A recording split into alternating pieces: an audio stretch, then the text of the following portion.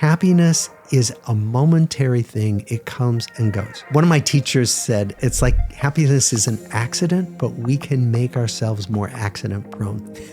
We can build a life that makes it more likely we'll be happy more of the time. This is Dr. Robert Waldinger. He's going to tell you what you can do to find happiness. What does he know? Well, Dr. Waldinger is the director of the world's longest running study of happiness, the nearly 100-year-long Harvard study of adult development. Dr. Waldinger is bursting with evidence-based happiness tips and world-class expertise with psychotherapy and boundless insight as a Zen priest. Clearly, there's a ton to unpack here, a lot of which can be read in Bob's new book, The Good Life, available now. Join me in welcoming Dr. Robert Waldinger to the Checkup with Dr. Mike. Yeah. I'm curious, what's been your experience in talking about the science that you're so passionate about with the added tool of social media? Have you seen it as a positive, negative, or a neutral effect? I'm so unfamiliar with social media, okay. But I'm learning to be a little more familiar. And basically, my sense is that putting out small messages can be useful if it gets people to take a deeper dive. Sure. So the idea is to Pique leave the curiosity. breadcrumbs. Yeah. Yes. Okay. Yeah, I like that approach. I think that's a good way to make use of short form content, because now on social media, there's so many different ways. Like podcast is the longest version of content online. Then you have the 10, 15-minute informational videos. Yeah. Then you have the really short form 30-second soundbite videos. And that's where it kind of gets tricky, because that's where misinformation spreads. And actually, you and I were just talking about that off camera, how difficult it is to see people in our own industry to sometimes say things or sell things that are not, I guess, evidence-based is a nice way to put it. You said snake oil. Yeah. That's a term that's been used a lot. How prevalent is that these days in your eyes? It's very prevalent. I mean, the problem is even I get asked as a researcher about things I don't have any expertise in. Yeah. And, one of my teachers once said, without data, I'm just another guy with a bunch of opinions. And there are a lot of people with a bunch of opinions, right? And especially if you monetize those opinions, that seems to me unfair to people who might assume that you have evidence behind it.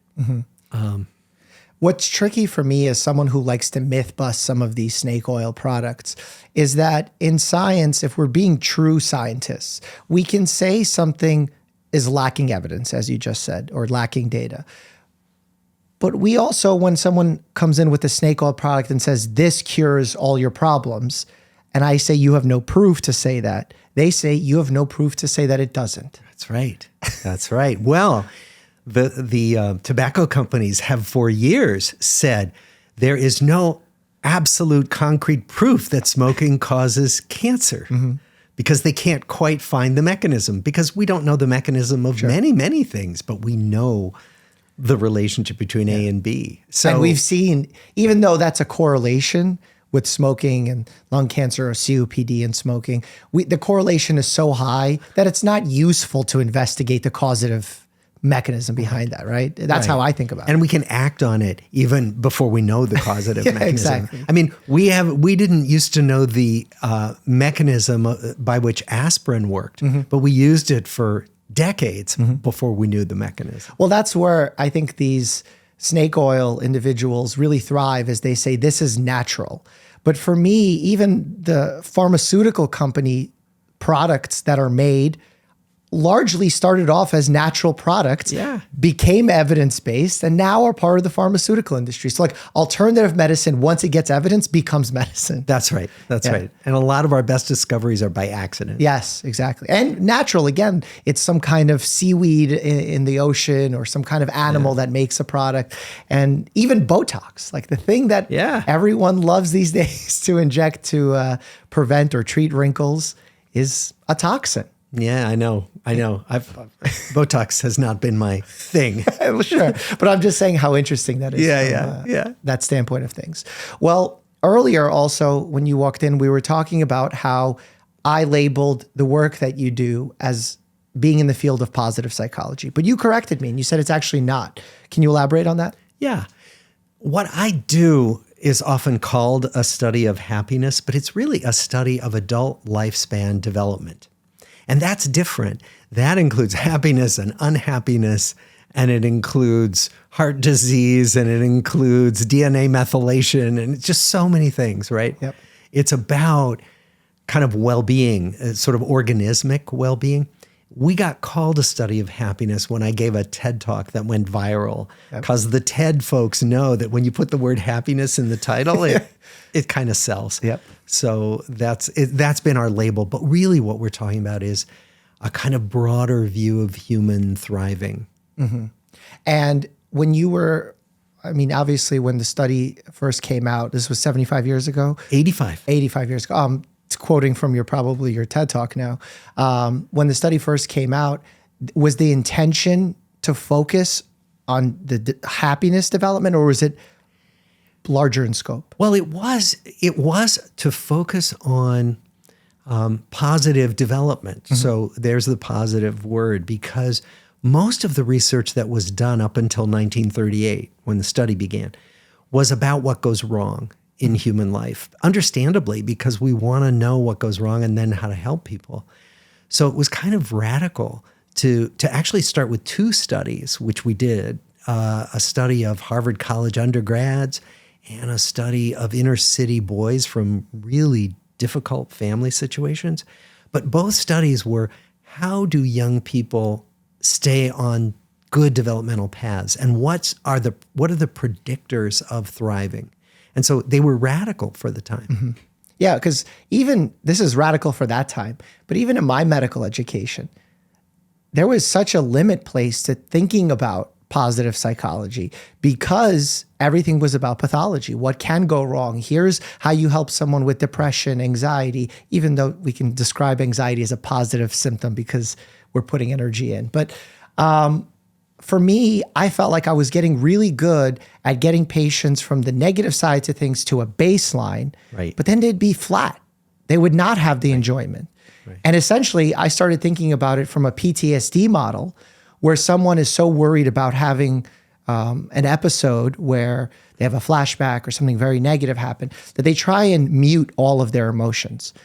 But when they mute their negativity, they also mute their positivity. And essentially, you become a very unhappy person in doing that. And I felt like modern medicine was really focused on creating a flat line. Do you see that happening in your education as a psychiatrist and now as someone who studied human development?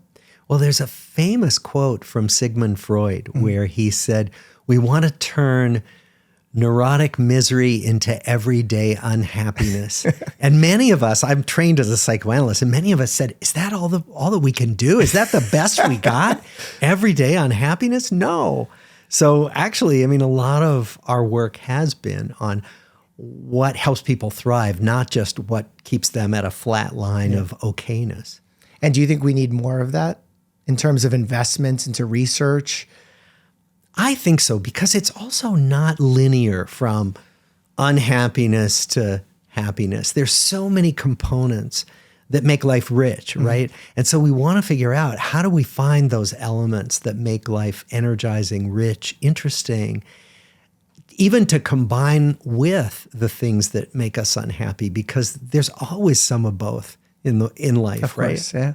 And you know what kind of frightens me when I think about some of this research that's done is that these days we always want to break things down to its fundamental level, meaning what was the takeaway from the study? Give me 3 lessons and I'll incorporate that. And then what ends up happening is similarly what happened with self-esteem in the 90s, where it was some research was done and they showed that those who were successful had high levels of self-esteem. So we said, let's pour on the self-esteem and admiration on people, even who are not being challenged and are thriving. And we saw the negative drawbacks of that. Right. Do you think about that when you're developing the study or changing the study? Yes, because one of the things, when you study like thousands of lives over decades, you realize one size never fits all. There is no quick fix for almost anything, right, in life. And so what we are a study in is complexity, is the many different paths that people take physically, emotionally, socially. And so I think that one of the difficulties of conveying this science is that we can't say, these are the quick fixes and you do these and you're going to be happy forever. Yeah. You know, that's not what we are. So how do you communicate your results? Well, when I gave that TED Talk 7 years ago, I thought my colleagues were going to shun me. I mean, you know, I'm an NIH-funded researcher and I prided myself on being serious, but I felt like, my God, we're not telling people what we know. We're publishing in journals nobody reads. And so the first challenge was really, how could we communicate what we've learned in a way that's accessible and usable for people? So most of the statements in that TED Talk are actually findings from journal articles. And I had to figure out, how do you translate those into normal language? And so a lot of what we've done in this book actually is to do that. And we've also mixed in real life stories of people in order to help people sort of get, well, how does this play out in one individual person's life? But a lot of it has been this kind of wonderful, interesting exercise in translation from the highly technical language of my research life to trying to talk to real people. Of course. That's the constant challenge of being on social media, trying to take evidence and making it reasonable, relatable, interesting, culturally relevant even. From one of those scenarios where you were taking some bit of evidence or data and you were trying to translate it for the book, what's one of those lessons that you translated? So we had a statistical interaction between marital satisfaction and daily pain perception in older adults, right? In older couples. And a statistical interaction is kind of a complicated thing you do with fancy statistics. But really what I had to boil it down to was people who were in more pain each day had lower moods. But if they were in better marriages, their moods didn't go down on days when they had more pain. That is the practical description of statistical interaction. Okay? Very, very good takeaway. And then from that, are you able to extrapolate and say, based off this, our recommendation would be to seek a happy marriage? Or is that going too far in your eyes? No, it's not going too far. I mean, really what we found was that it doesn't have to be marriage, but that the people who were, you know, not just the happiest, but the healthiest physically were the people who had better connections with others. And so what we are saying is we've seen in thousands of life stories that the people who stay happy and healthy are the people who have these connections, right? So yes, please go out and make connections and let us help you figure out how to do that, because there is research actually on how connections get made more easily. And so again, we're trying to bring evidence into our discussion of what you might do about this in your own life. And I could see a cynic saying, well, yeah, we knew that. We knew that having good friends and happy marriages makes us happy. But at the same time, I'll push back on those cynics and I'll say, well, we also know a lot of things like that that were not found to be statistically significant in the research. Right. Were there some things like that that stood out to you that weren't statistically significant that you thought they may have been? Yes.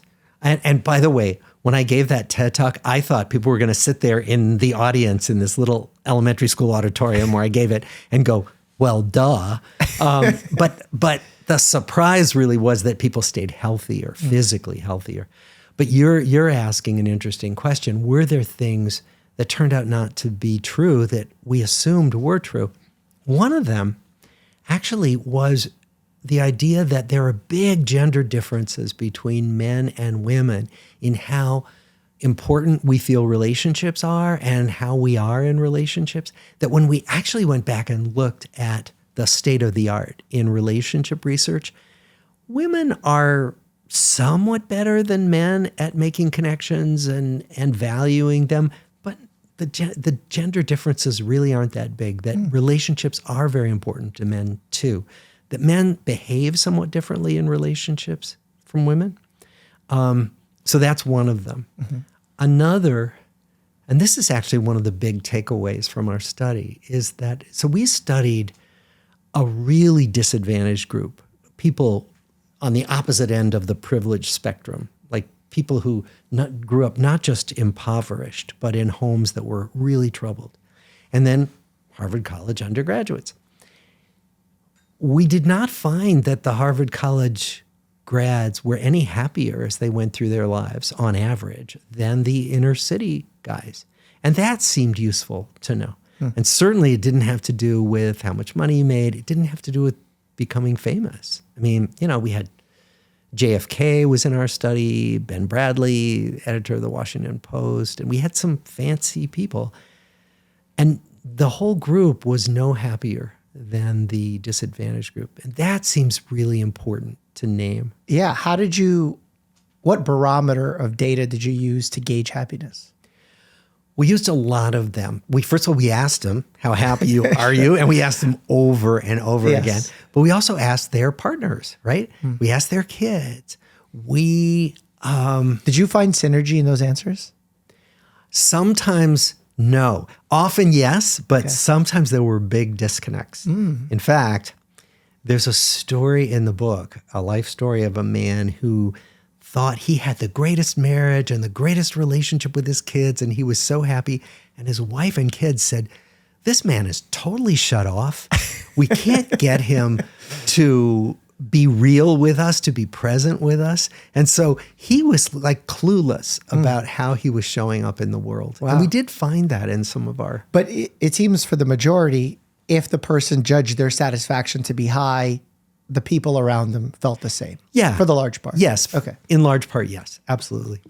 Okay. I would have thought that might have been a lot more sporadic, but okay. Sorry. And then you were. Well, we're all blind in certain ways to ourselves, and but by and large, people kind of know if they're happy, and it does relate to how other people see them. Mm-hmm. And then you were going to say some other variables you were measuring as a form of happiness. Yeah. So we brought people into our lab. We deliberately stressed them out. And then we watched how quickly they recovered from stress. Is this like cold water immersion experiments or like? Oh, actually, no, but it is. It's the Trier social stress test. And what that involves is, first of all, telling somebody in 5 minutes, you're going to give a speech to a group of judges. And it's going to be a speech about yourself applying for a job. And then you have to give the speech to these stony-faced judges, right? That shoots your heart rate right up. Then after that, after you're done, we ask you to subtract the number 17 over and over again from the number 2000. And we tell you it's an easy task. And every time you make a mistake, which everybody does quickly, we make you start over again. And people get really flustered and their heart rates shoot up. So what we wanted was some way to reliably stress people. Okay. And then, because the experiment was to see how quickly they recover from stress. And so we did measures like heart rate variability, blood pressure, galvanic skin response to see, and again, that doesn't sound like measuring happiness, but what it measures is how well you manage stress and return to equilibrium, which we think is a really important component of well-being. So was it the physiologic response to stress and the recoverability from it? Okay. Yeah. That makes a lot of sense. Were there factors that worked? You mentioned the gender differences. You mentioned the fact that there wasn't a change depending on someone's famousness, their money, their status. Was there anything that worked in an inverse way that you expected to actually go the other way? Like, for example, we frequently think becoming famous will keep you happy, and actually you saw the other pattern emerge where becoming famous would actually hurt you. Any patterns like that inversely arise? Well, certainly the fame one was such a pattern because people lost some of their privacy when they became famous. And they lost the ability to just move as freely in the world as people who aren't famous. Especially if you're a president. Yeah. And then, of course, he had a lot of unhappiness in other ways in his life. Actually, we did a video on the YouTube channel talking about how each president passed. the medical science behind Yeah. it. And I remember part of my presentation was that JFK actually had a lot of medical conditions at the same time, like outside of everything. Terrible back pain. Yeah, I think he had autoimmune conditions. Addison's disease. Yeah. There was several things. So Yeah. I wonder how fame played into that. Yeah, I don't know. yeah. I don't know. A lot to theorize there. And I know Ben Bradley had a lot of stress in his life. And I can only tell you about those two people because they have been public about it. Okay. Otherwise, I have to keep the identities of all of our participants confidential. Okay. Because why would anyone tell us private things about their life if we were going to spread it Share all it over? all. Yeah. Yeah. So Are the participants that are still involved in it happy to be involved in it? Was this something, in life when we say we do something challenging, we always look back at it with admiration, like we've overcome something. Has this become like a bonding moment for the people involved? it kind of has become. So when we reached out to the second generation, to all the kids, the brochure we sent them was, your parents helped us, will you? and 75% of the kids participated with us. That's an unconscionable rate. That's so high. Because they knew that this was important in their families. And so, but we asked our original subjects, how has being in this study affected you? And some people said, your questions are annoying, you've been a nuisance. But most people said, this has been a really important element of my life because I knew that every couple of years you were going to ask me to think about where my life is going. And that made a big difference to me in how I lived my life. And I think that, it creates this scientific problem because by the fact of observing people, we are changing them. Were you giving them feedback in the midst of the study? We were not giving them So how feedback. is that changing them? Because They were if I aware? ask you, if you know that I'm going to ask you, let's say every 2 years, tell me about what the last 2 years have been like, you're going to carry that around in your head, right? You're going to think about, well, how is my life doing? Because if you think about it, most of us don't think about our lives that much. And I can tell you, as a psychiatrist, there are some very unpsychologically minded people wandering around. Many, right? They just Non-introspective not souls. introspective, not thinking about that. Well, what if we took a whole bunch of people, many of whom weren't particularly introspective, and said, we want you to introspect regularly Sure. for us. It makes a difference. And touch points with Yeah. whether it's healthcare or mental health care is going to be a factor as well. yeah. That's interesting. I wonder how that impacts. And also, forgetting that, how about culturally? How culture has shifted in those 85 years. That has to have a huge impact. Whether there's, culturally a depression going on, a war going on, but something as civil rights movement, changes with digital media. Any patterns emerge with any of these social events? Well, what we did was we asked about the big domains of life that kind of stay constant. So mental health, physical health, work, relationships. But then we would also put in questions about the big social trends that were happening. So we'd ask a question like, and this was my predecessor, what do you think about the Vietnam War while the war was going on? What do you think about these hippies? Have you ever tried marijuana, right? Yeah. And so now we're asking, we're collecting data even as we speak and, from the second generation.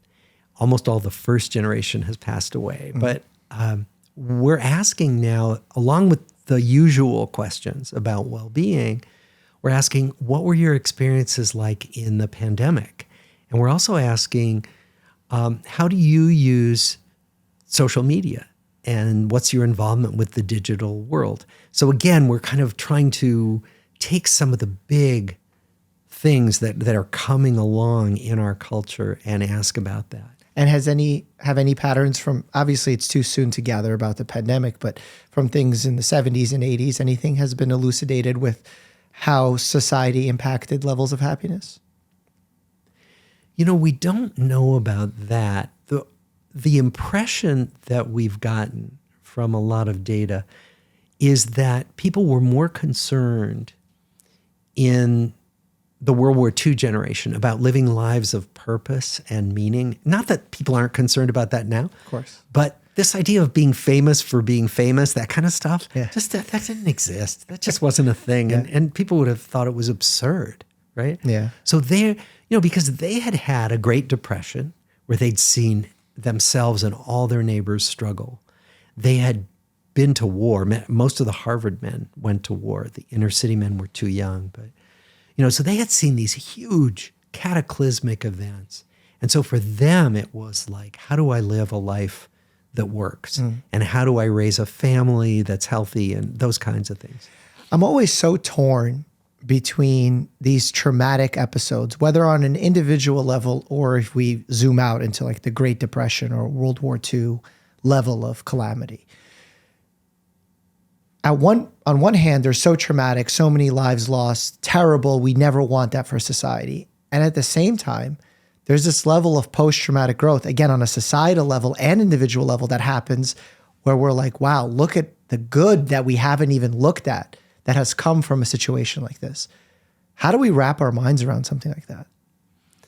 It's a great question. I mean, I think life is just like that. I mean, I think that we're going to keep being challenged, right? We know that. Yeah. I mean, what's going to happen with climate change? What's going to happen with the singularity when AI is in charge, right? Yeah. What's going to happen? How are we going to meet that? And so the question is, will we have the wherewithal and the resources to meet these big new challenges that we've never faced before? Or will there be trauma? So there's post-traumatic growth when you basically have enough resources not to be overwhelmed by a challenge.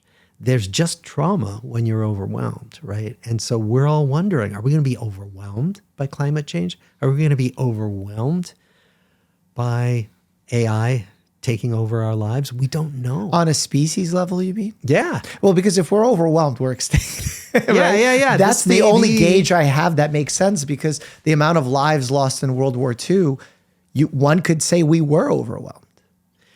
Well, but we weren't. I mean, we survived. We survived, and the number of lives was massive, but there were just a huge number of people to carry on. Mm-hmm. The question is, what's going to happen now? And I don't think we know. I mean, if the planet falls apart, literally collapses, then maybe this, people are wondering, is this our time to become extinct? Yeah. I don't know. And in that case, what are you and I doing here? Yeah, exactly. Talking about happiness and growth and development. Really? Do you see any issues with the fact that this research, the adult development study, started so many years ago, that initially it was all men, initially it was the two groups of men? Do you think it's still the principles that we were learning from it are applicable to those living in Mongolia, those living in Africa, those living in New York City? Is it still widely useful? We've worried about that a lot. And we've tried to make sure that what we're putting out there in our science isn't just specific to our sample of white people in 20th and 21st century Boston, right? So we've had to look at other studies, make sure that other studies corroborate at least our basic findings. So it seems really important. And that said, the amazing thing we find is that the basics of being human don't differ that much. That there's a lot that does differ, but the basics, the essentials of human life don't differ. What's your take on the fact that there is a reciprocation crisis in the field with some social science research that has been done in the past? Oh, replication? Yes. Yeah. It's a problem. We all have it. Yeah. We have it, in my work. And in fact, now they have these systems where you register your hypotheses in advance. You say what analyses you're going to do. If you then do something that's more exploratory, you're very clear about it. I think it's a really good development. And what it means is that we're just clearer that we haven't manipulated the data to find something significant, because journals aren't going to publish non-significant findings. Yeah. But the replication crisis is a big one. And I think over time, certain findings emerge and keep coming back. I mean, one of the things we do, so for example, I do a bunch of data analyses and I find something and I get all excited. And then I tweak it just a little bit and the finding goes away. And then I go, oh no, this is probably one of those flukes. And so what you want to do, you can do this with your own data as well as looking at other people's findings. Mm-hmm. You want to see whether a finding is so robust, whether a signal is strong enough that you can analyze it in different ways and the signal keeps coming through. And that's what we try to do, because otherwise we have so much data, we could just throw our data yeah, of course. You can come up with conclusions you want. Oh my God. And weird ones. Yeah. I can tell you some of the weird statistically significant findings we've had. What's the weirdest one? That the longevity of your maternal grandmother is the strongest predictor of your own longevity. It turns out not to be true. Sure, but that's a correlation that you found. Wow. Okay. But that goes to show how you can weaponize data as much as you can use it for good. Absolutely. Yeah. This is a personal statement I'll make. Within the pandemic, early on, I expected the world to treat this as a moment of trauma and exhibit signs of post-traumatic growth after the fact, much like we're talking about here with these other instances. And yet I feel like that didn't happen. Do you feel that also? I think it's too soon to tell. Oh, really? Okay, so that's why. And I also think that it's going to be very different for different people. So we know that particularly levels of mental illness have skyrocketed. Mm-hmm. Addiction, depression, anxiety. And that we are in a crisis because there aren't enough mental health professionals. There's not enough care for the people who need it. What happens then? What happens not just to the people who are suffering, but what happens to their families? What happens to their children as children get raised in homes where levels of depression and anxiety are higher, where addiction is more common? We just don't know. On the other hand, there's been this acceleration of work in the digital world that's kind of interesting. I mean, I do psychotherapy every day. And if anybody had told me 3 years ago that you could do meaningful psychotherapy on Zoom, I'd say you were completely out of your mind. Well, why at that moment would you think that? Was it because you're not in the room, you can't connect, no body language? All that, and sort of emotional communication. Like what gets filtered out when we're on a digital call? We don't know, actually. Mm-hmm. I mean, we know that some emotion gets communicated, but we don't know which aspects of emotion and other nonverbal behavior does get communicated. We just don't know. I think there's some good research on its way to tell us more about that. So my thought was being in person is essential. It's part of the core of what heals people in psychotherapy. Now I'm not so sure. Okay. But that's the thing I love about being a researcher is you get to be surprised. You get to be wrong. Which is funny because society as a whole, I think, has created a higher level of distrust because at times science has been wrong or has changed. Yeah. And they, I guess, fairly to some degree call us flip-floppers, but we're not. We're just letting evidence guide us. And thank God we're wrong. I mean, we've had so many, there's so many wrong theories that then need to be clarified, disproved, we're not flip-floppers, we're doing science. Yeah, exactly. It's not that the reality is out there to be understood. It's just that our ways of understanding change as we change. Speaking of understanding our realities, what are some misconceptions you frequently hear about happiness? Well, one is that if you're not happy all the time, you're not doing it right. There's this fantasy that we all have that if I just do the right stuff, I can be happy all the time and I'll be fixed. I'll be set. I'm all good then. And that's just not the truth of anybody's life. In some ways, again, I'm stating the obvious, but in some ways it's important to name because especially with social media, for example, we get these messages. If you look at the curated lives that we show each other on social media, like I don't post my photos when I wake up in the morning and feel like I'm totally clueless, right? Or that my life is going nowhere, right? I pick, the pictures with my family, the beautiful beaches, right?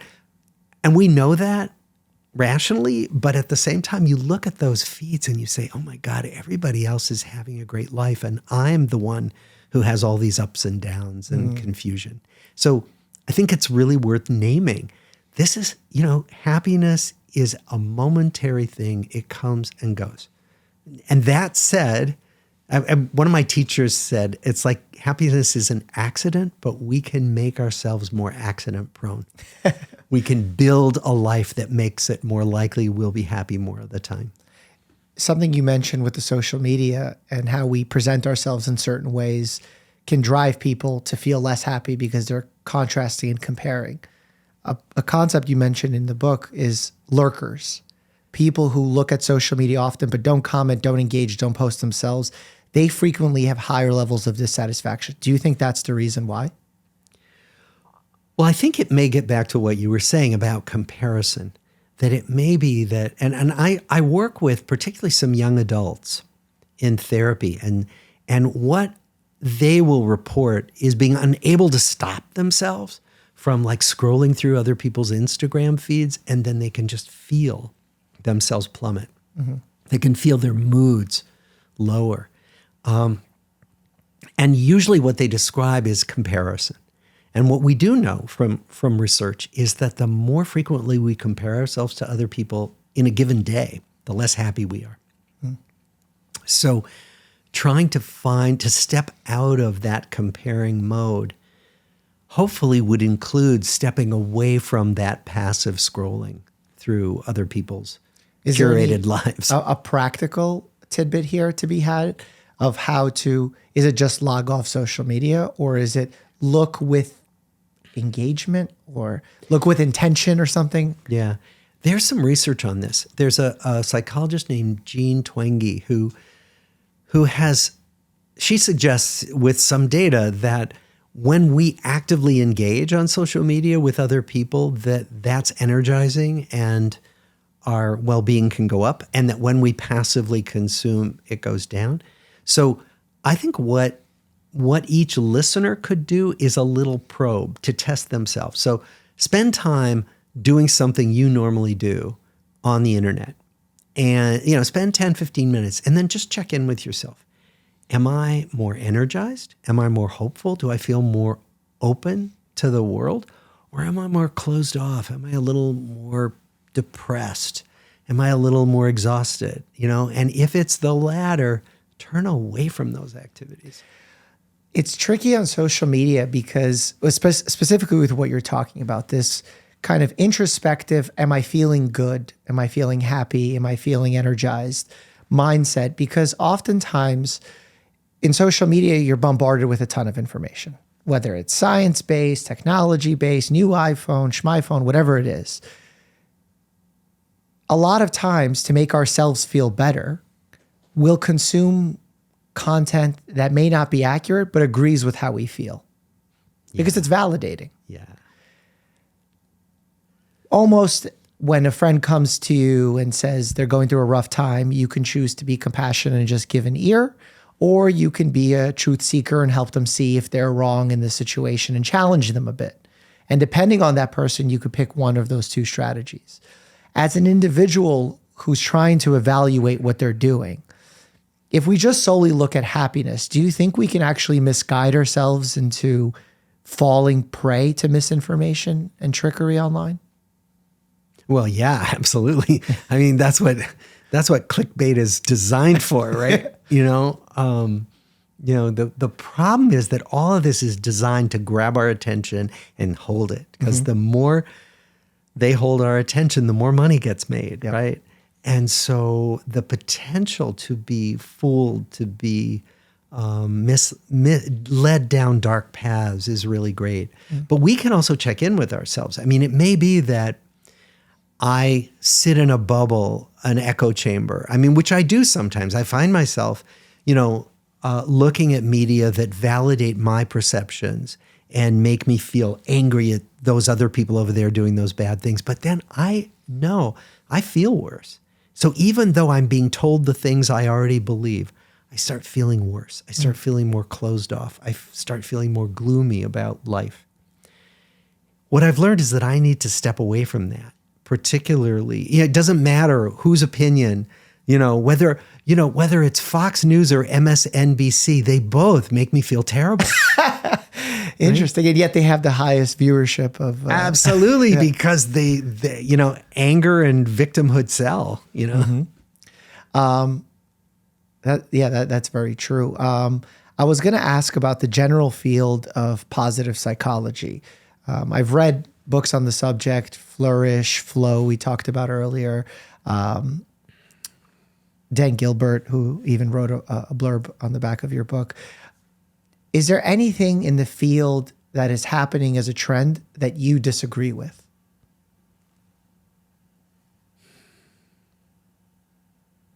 I think that what we always do is we oversell the next thing, right? The new thing. Mm-hmm. And so that's really the problem. I mean, so for example, positive psychology has been a great corrective to a lot of the doom and gloom psychology that I was trained in, right? And that's great. And then positive psychology got oversold as the best thing since sliced bread and good for everything, right? And that's what we tend to do. We tend to oversell the next shiny thing. How do you feel it was oversold?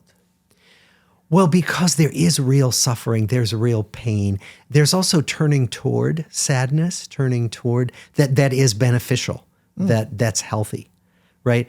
Because positive psychology, when it's taken to an extreme, can be papering over of and suppressing of negative emotion. And potentially building narcissism. Well, yeah, exactly. So I think that it's not that positive psychology is a problem, it's the oversell that can happen. I mean, it's there was an oversell of psychotropic medications. Psychopharmacology was going to be the cure-all for everything.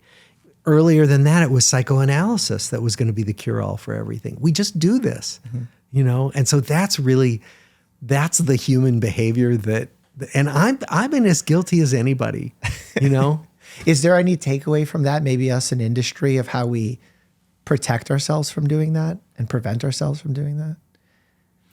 Just keep bringing in other voices, which it sounds like you do a lot. Well, I try and do it. And even recently I had Deepak Chopra sitting in the chair where you're sitting. And to be honest, I wanted to have a very direct discussion of some of the things that I think he's discussed in the past that were questionable at best. And I wanted to be critical. And I found it difficult, if not impossible, to do so, given his skill of being able to move the conversation along, flooding with information, not being able to narrow down a specific subject. And as you know, in medicine or in health, when we need to discuss something, the second we move the goalpost away to another variable, the discussion is lost. Right. And I've yet to realize how to do this successfully. Well, I know it's really hard. And especially when you're with, Deepak is a lovely man. Yeah. And that's the other thing. And you're a good guy and you don't want to be mean to a guest. Sure. But you could invite on other voices to say, okay, tell me some other points of view. Just as, you can bring in other people to say, okay, Waldinger's work is about the importance and centrality of relationships. What are some other counters to that? What are some other points of view? Because there really are, and they need to be heard. And I think, so probably you're not going to be able to do that all by yourself as a kind, responsible interviewer. Well, as someone as well-versed as yourself in this field, what are some counterpoints of view to your points of view? Sure. So one of the things that we find is that good relationships are associated with staying healthier as well as being happier. Mm-hmm.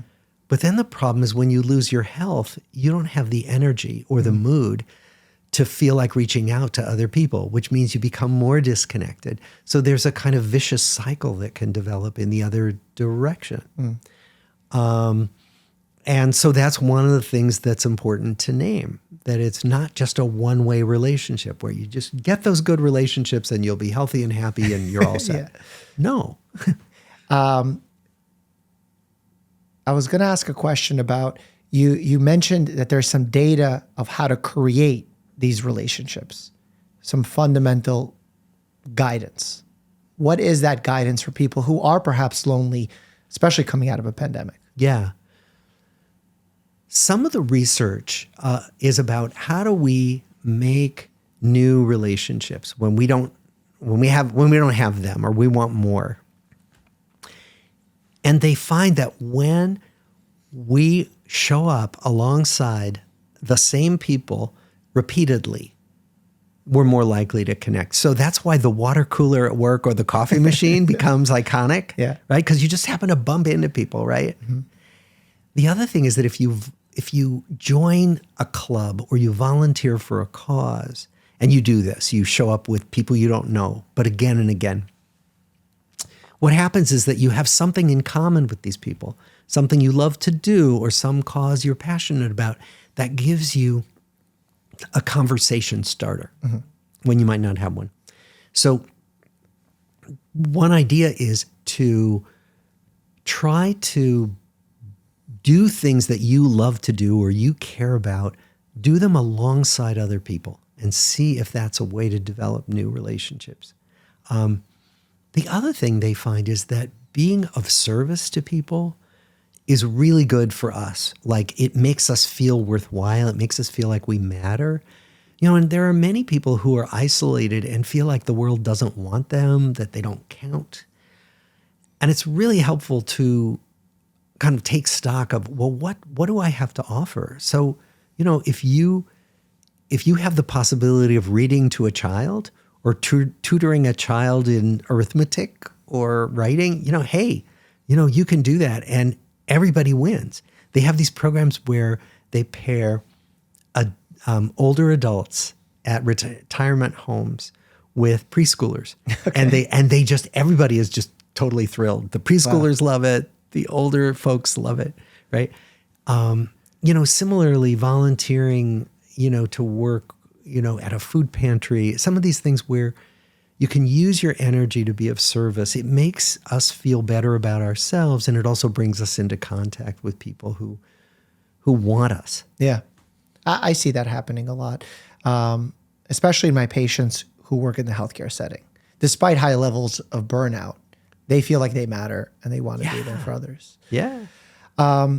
Something that I talked about with a pretty popular PhD in mathematics of all things on the podcast has been about monogamy and how dating apps and the availability of choice creates the paradox of choice, or that there's so many fish in the sea that no one ends up settling down, and that dating apps can be problematic for monogamy. And then we asked each other the hard question of, is monogamy the right answer for us? Mm.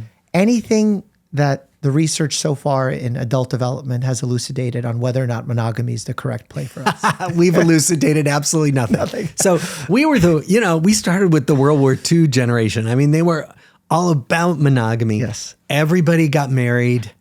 There were no gay people because gay people didn't exist in that generation, right? Yeah. You know, everybody unfortunately had to be closeted. Yeah. So we don't have anything to say about that. We actually, with our second generation, they're baby boomers. There's probably less polyamory in that age group. My wife is a couples therapist. She's a psychologist, and she has seen a bunch of polyamory in younger generations. So bottom line is, I don't know. We haven't seen it yet. I don't know. Yeah, that's interesting because even when we say polyamory, we mean a relationship between multiple people. Yeah. But I think what we're seeing now is more so the lack of connections being formed. So it's not even polyamorous. It's just kind of open and flexible. And without a foundation of who's your person, like I heard you speak on another podcast where you said, who can you call in the middle of the night? Right. You might have a lot of dates to go on and have a lot of sexual experiences, but maybe you don't have the person to call anymore because there's so many of those superficial level relationships. Right. And what we think is that everybody needs somebody who's their person, right? And one or two people who they feel are their safety net. Doesn't have to be a romantic relationship, but just somebody out there in the world. Yeah, and I think that's something we've done wrong, but not in a bad way wrong with research in the past, at least the way that I view it is we would say a family with two parents does well, a father and a mother. We see that when it's a single parent, there's more difficulties, higher levels of trauma, et cetera, et cetera. And then we've come to realize it's not a mother and father. It's just the fact that there's two parents. Right. So our definition was wrong, but the principle was still kind of correct. Right. And the same way where we would say a good marriage of someone being there for you is really important. Well, as you're saying now, it's not just about a marriage. It's just about someone being there for you. Right. Our definitions of how we define those people, I feel like, have changed. Right, because it's really about the emotional connection. In fact, when there's a child development researcher, Michael Rudder, who, when he was asked what's like the single most important factor in a child's healthy development, he said, every child needs at least one adult who's crazy about them, right? Okay. And that's what, he's not talking about who that adult is or what gender or what their relationship is. It's just the affective connection, right? And that drives a lot of human connection in so many ways. Yeah. My next point that I wanted to talk about is the current field of psychiatry as it stands. What I'm seeing, I'll just tell you from my practice as a family medicine physician, a lot of patients are being put on medications that I don't feel like have adequately been assessed. And maybe not even to blame individual providers. Maybe it's the system that's broken, that's putting pressure on providers to help as many people as possible. But I can't begin to explain the numbers of Adderall prescriptions that are being sent out, the number of antidepressant medications that are being put out before a discussion is had with the patient of whether or not they would benefit from therapy, whether or not they're truly fitting the category of depression, or are they just struggling because their friend died 2 weeks ago and we're creating pathology out of a normal human experience. Right. Do you see that pattern from your specialized side of things? I see it all the time. In fact, so my specialty is psychotherapy. I'm kind of an anomaly as a I've never actually heard that in my world. Yeah, like I'm almost a dinosaur. Yeah. So, and what that means is I use medication in my practice, but I'm much more likely if someone's not in danger, right? If someone comes to me depressed or wildly anxious, I say, let's talk a few times and see what happens. And so many times the symptoms will abate, that the mood will lift if they're depressed, or the anxiety will abate just by unburdening themselves and talking. And then often we don't ever use medication because they don't need it. However, primary care doctors are so stressed. They have so little time. And if someone's coming in and suffering terribly, you don't have the time to talk for 50 minutes, or more, and hear about their life. And so it's just too easy to write a prescription. Sometimes that works. And then, of course, sometimes it doesn't. And that's where we are stuck. The medical model and the pressures of the system leave us taking inadequate care of a lot of the people who come to see us. Yeah, I would say there's no one who practices in my world, meaning in my referral network, if you will, and does what you do. Like I've never sent a patient to a psychiatrist and had them do psychoanalysis or therapy or anything, or CBT, DBT, anything. I know. So that is almost unavailable for people. And in the same way that I'm lucky that I'm able to practice medicine without time constraints in a community health center, because I'm lucky enough to have a media career where finance is not important to me, I can spend as much time with a patient and help them because that's my goal. That's not reality for most people. Right. So I don't even know how to guide individuals who are already struggling and may not be motivated to seek out an appointment and call 5 different offices, see which insurance carrier is still being accepted by their physicians. I know. I mean, the ideal would be if you in your primary care clinic could do a warm handoff with a psychologist or a social worker or even a psychiatrist who could come in and say hello to a patient who you're worried about and really see if there's a way they could strike up a conversation that could lead to some treatment, some needed treatment. That's so difficult to do. There are a few health centers that are structured that way, but most can't be. Yeah. Well, we have a collaborative team. Like we have a behavioral a social worker and a behavioral psychologist as well in our practice who we do have access to that. Yeah. But just when I look at in general what people talk to me about that are not in my network, it's slim pickings what they have to go through and the hoops they have to jump through. Absolutely. And I worry, especially with the younger generation, they're becoming accustomed to taking a pill to solve everything. And being in media puts me in a unique crossroads to kind of witness these worlds. And something that I've postulated on my channel is that those who are in the lower sphere of the socioeconomic ladder get bad care because they don't have access, they can't afford medications. Logically, it makes sense.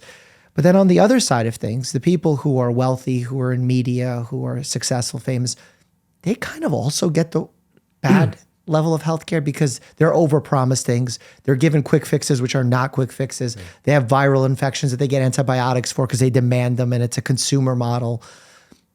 Do you see that happening as well? Yes. How do you see it? VIP patients get bad care.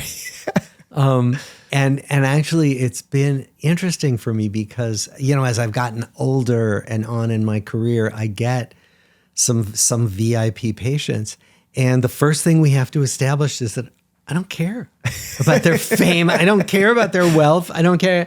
We've got work to do. Yeah. And some people don't like that and they go away. Yeah. And other people are relieved. It's like, okay, so you'll treat me you're not going to sell me anything. You're not going to sell me anything. And, because we make bad decisions when we are in awe of a patient. Mm-hmm.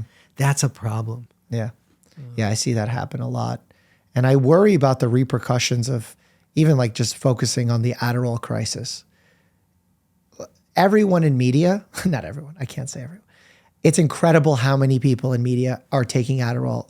And I don't believe that there's an unequal distribution of ADHD in those who are successful in media. I just don't think that's it. No. I mean, one of the things I've seen as I've encountered media more because of this book is that media goes so fast, that there's so much pressure, and that it's a kind of beast that has to be fed. Yep. Every day. Yep. Every hour sometimes. That's what creates that sense of I got to be able to focus. I've got to be able to focus all the time. Mm-hmm. And I'm sure that's what makes some people grab for, medications that will help them focus, even though that's not what their bodies need. Yeah. Have you seen any alternative medications, treatments, supplements? They have the mushroom formulas. They have peptides that some researchers talk about. Have you seen any evidence for any of these things proving to be beneficial? Because I'm just a monster skeptic when it comes here. I am a monster skeptic too. I haven't seen any. Yeah. Anyway, there was a great nutritionist on NPR once who said that this whole vitamin and supplement industry, this multi-billion-dollar industry, basically ends up creating for people really expensive urine. Yeah, that's true. For the water-soluble vitamins at the very least. Exactly. Yes. Because, are you familiar with Andrew Huberman? I know of him, yeah. Stanford, very popular, exploding right now in the YouTube game, podcast game. And some of the concepts he teaches are so valuable, amazing teacher. I learned from it. My friends learned from it. And these are people who are not interested in medicine at all. And they're learning really good concepts. But then at the end of the day, when we're recommending these supplements on these podcasts and explaining peptide regimens in order to get good sleep, and that if you don't take cold showers or you don't do this, I feel like all it is fueling a commercial entity and then also an anxiety entity. Yeah. Because it's almost, if you don't do this, shame on you. Right. And it's this search. I mean, people have been selling snake oil since time Yes. immemorial, right? Yeah. You know, because we have this yearning for a fix, right? And there's a lot of life's conditions that we don't have fixes for. That's true. And that's what, you know, so social media is just the next place where, you know, It's playing out. It's playing out and the sales are being, you know, ringed up. It's very true. My TED Talk is not nearly as popular as yours, but it was basically in a TEDx forum where the theme was license to know. And the name of my talk was, don't be afraid to say, I don't know, as a medical expert. Because too many people are sure in areas where we don't yet have answers. They promise you miracle things. They sell you things. Talked a little bit about the psychology of influence, how they use celebrities and familiar faces. Yeah. Much like in your study, you use the psychology of influence for good by saying, hey, your family members were involved in this, so you should be too. Yeah. And that's frankly what I do on my channel. I try and learn from those who are master marketers that are selling BS, see what they do well, and then try and use that to actually use evidence-based medicine and teach evidence-based medicine. Yeah. And I think that's part of sort of the work that you do at Harvard. Well, that's the hope. I mean, and we really struggled in this book to make sure that the statements we make have good, solid backing, right, with evidence. And so we even had to keep the publisher from putting on a certain subtitle that was going to claim too much, right?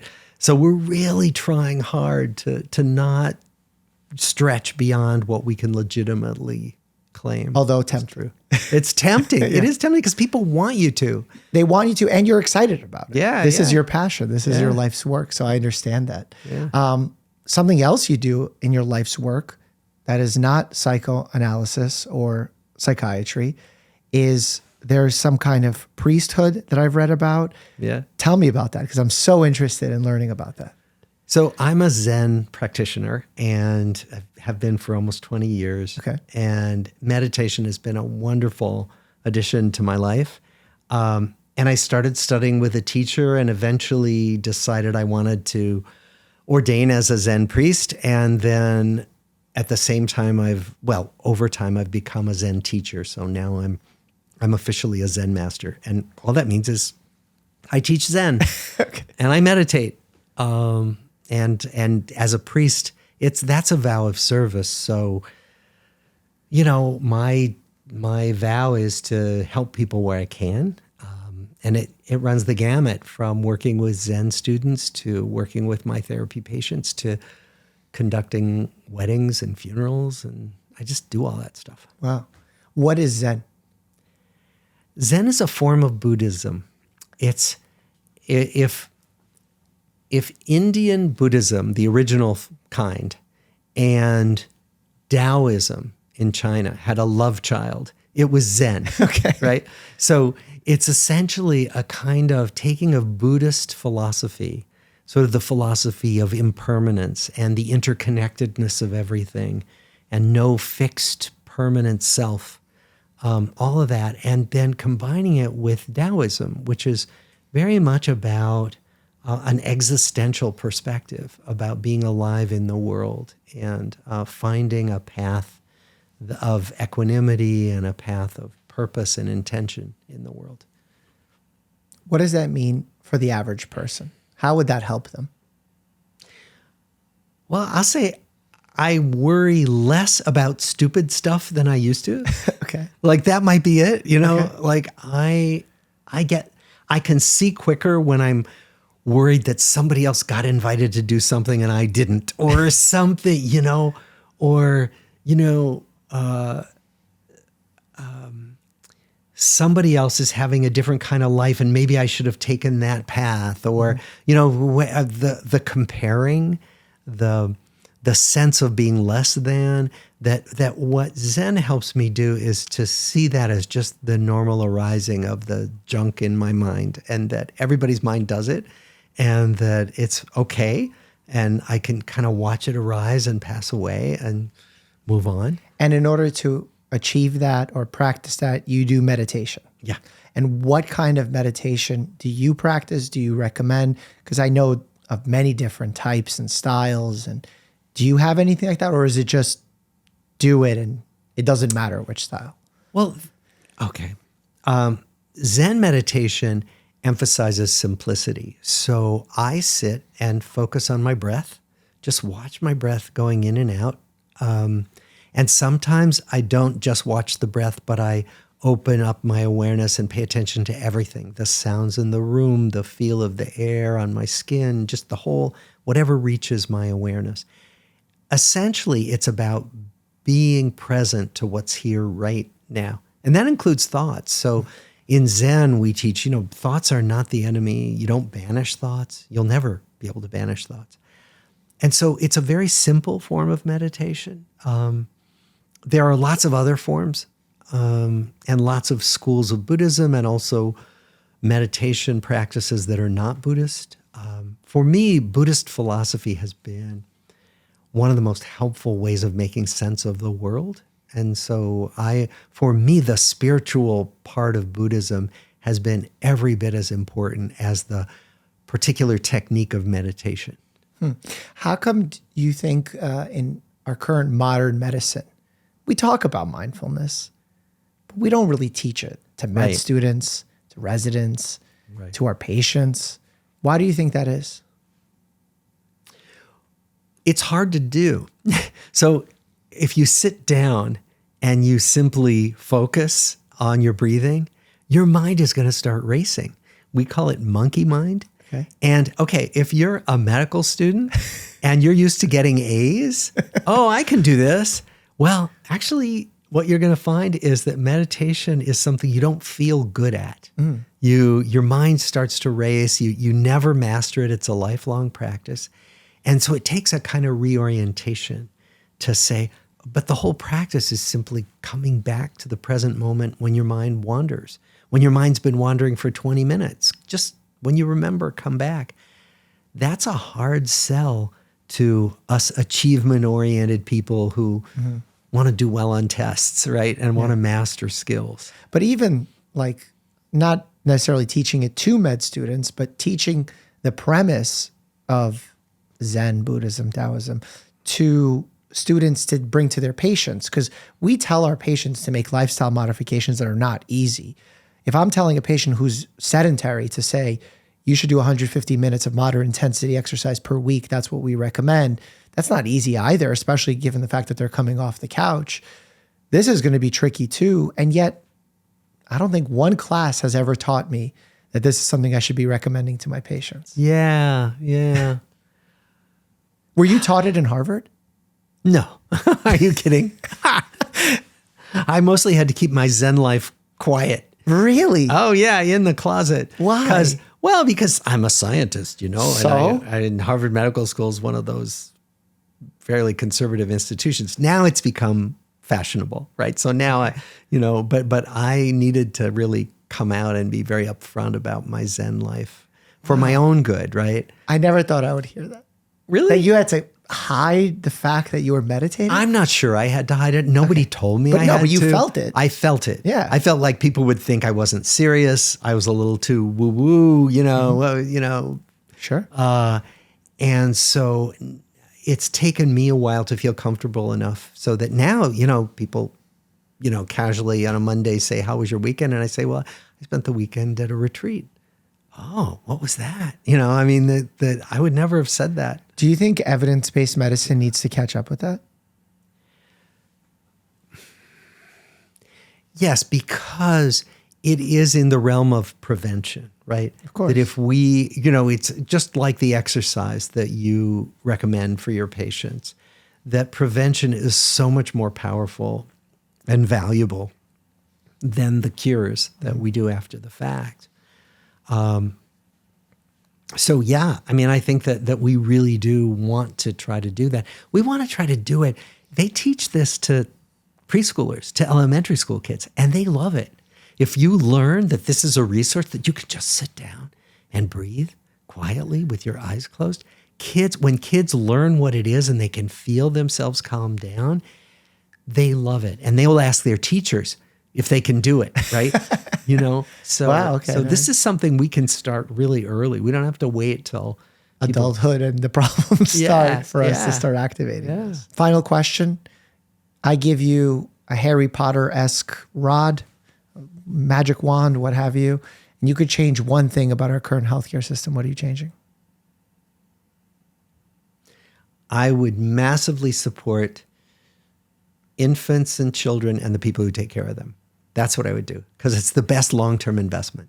Like if we did that, supporting their health, their physical health, their education, their emotional development, and that means supporting parents and all that. If you do that, the payoff in terms of lower rates of crime and addiction and difficult social services, and social support for families and young children. That's what I would do. And there's data about this. Yeah. So there's an economist, James Heckman, who published a paper in Science. Economists don't usually publish in Science. He did this analysis of a whole bunch of studies. And his question was, for every dollar we invest in supporting people of a certain age group, where do we get the biggest payoff when people reach their 20s, right? In terms of self-sufficiency and all that.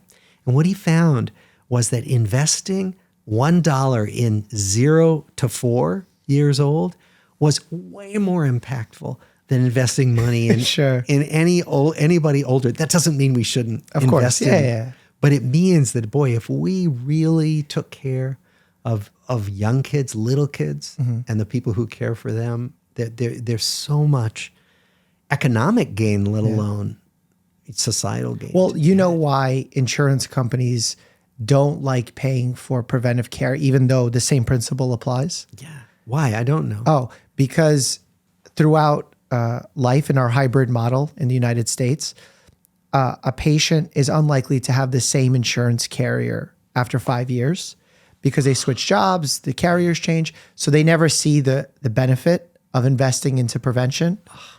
Whereas if we created some sort of, you stay with one insurance policy, et cetera, watch how much family medicine doctors are starting to get value in that society. Right. So that's unfortunately, I think, one of the big reasons as to why they don't invest, because there is so much value in it. It's like if men got pregnant, a lot of things would change in healthcare as well. Exactly. Awesome. Well, doctor, thank you so much for your time. I hope you enjoyed the conversation. I really did. This was a lot of fun. Awesome. So to find happiness, go out into the world to do something you love alongside others. And those lifelong relationships will follow. One of my best relationships, that's the one I have with my dog, Bear, a 140-pound Newfoundland. Click here to check out how I groom him in my New York City apartment. And as always, stay happy and healthy.